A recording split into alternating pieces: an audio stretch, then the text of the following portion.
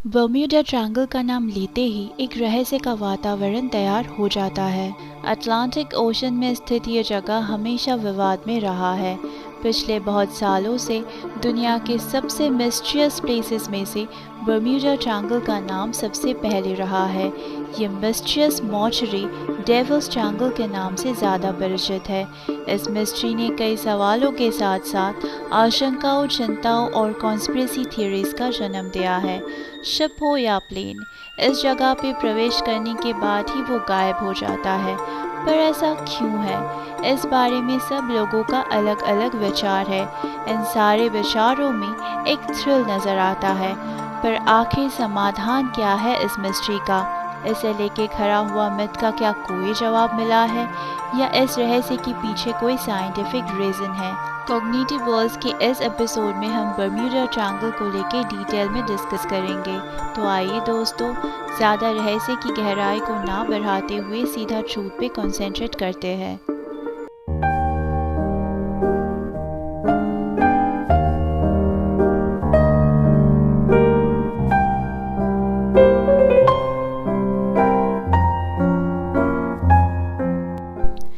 Bermuda triangle उत्तर पश्चिम Atlantic महासागर का एक विशेष जगह है, जहां कई जहाज़ों और विमानों के रहस्यमय तरीके से गायब होने की बात कहा जाता है।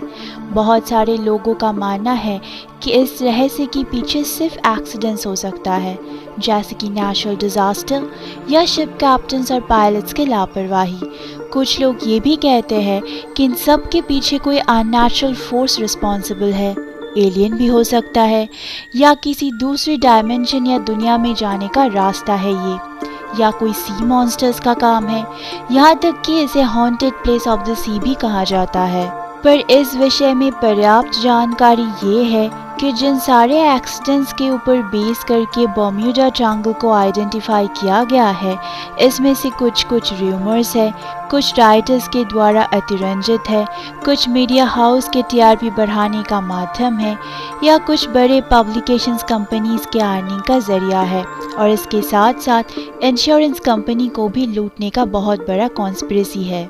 सारे राइटर्स के डिस्क्रिप्शंस में बर्म्यूडा ट्रायंगल की सीमा को लेकर भिन्नताएं है। किसी का मानना है इसका आकार ट्रायंगल की तरह है, जो फैला हुआ है फ्लोरिडा, बहामा और कैरिबियन आइलैंड्स के पूर्वी अटलांटिक क्षेत्र तक।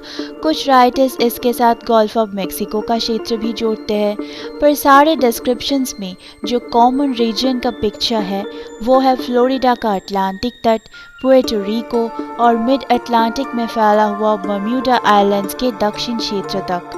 बट यूएस गवर्नमेंट के लिए ऐसा कोई ट्रायंगल एग्जिस्ट नहीं करता। बर्म्यूडा ट्रायंगल के विषय में जिन लेखकों ने लिखा है, उसमें से सबसे पहले 1492 में इस ट्रायंगल के बारे में अपना विचित्र अनुभव व्यक्त किया था क्रिस्टोफर कोलंबस ने।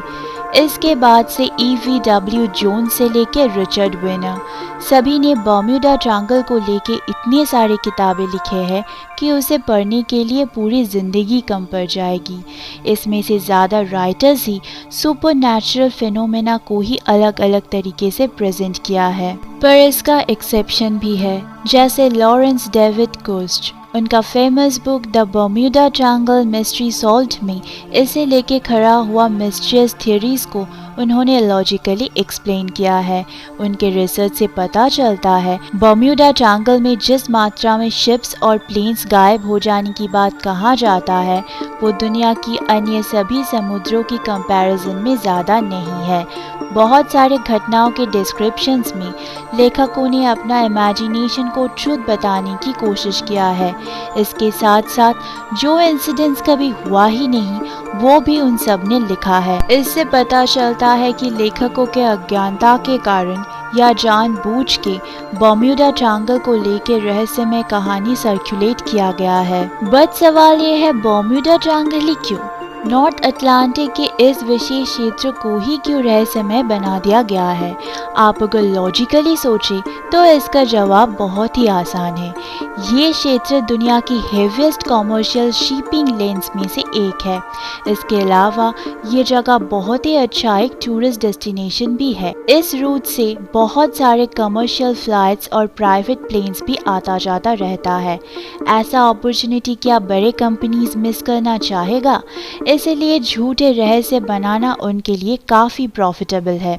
इसके ऊपर बेस करके बुक्स पब्लिश करना, टीवी में स्पेशल शोज टेलीकास्ट करके टूरिस्ट को अट्रैक्ट करना, या बड़े कंपनीज द्वारा जानबूझ के प्लेन्स और शिप्स के गायब हो जाने की र्यूमर्स फैला के इंश्योरेंस कंपनी को लूटना, ये बहुत बड़े कॉन्स्पिरेसी का एक पार्ट है। अब आप लोग सवाल करेंगे, क्या ये मिस्ट्री पूरा ही झूठा है? इतने सारे शिप्स और प्लेन्स की गायब हो जाने की खबर क्या सिर्फ र्यूमर्स है? नहीं, सब झूठ नहीं है और सब सच भी नहीं है। जो भी दुर्घटना हुई है उसके लिए रिस्पॉन्सिबल है नेचुरल फिनोमेना। तो आइए अब हम जानते हैं इसके पीछे साइंटिफिक रीज़न क्या है। फर्स्ट रीज़न है कॉन्टिनेंटल शेल्फ में बड़े मात्रा में मिथेन हाइड्रेट की मौजूदगी, जो बहुत सारे शिप्स की डूबने का कारण माना जाता है। रिसर्च से पता चला है एयर बबल्स के कारण पानी का डेंसिटी कम हो जाता है, इसीलिए समुद्र में किसी कारण से जब मीथेन रिलीज होता है तो इसकी वजह से बुएंसी कम हो जाता है। बुएंसी का मतलब है कुछ भी तैरने की क्षमता।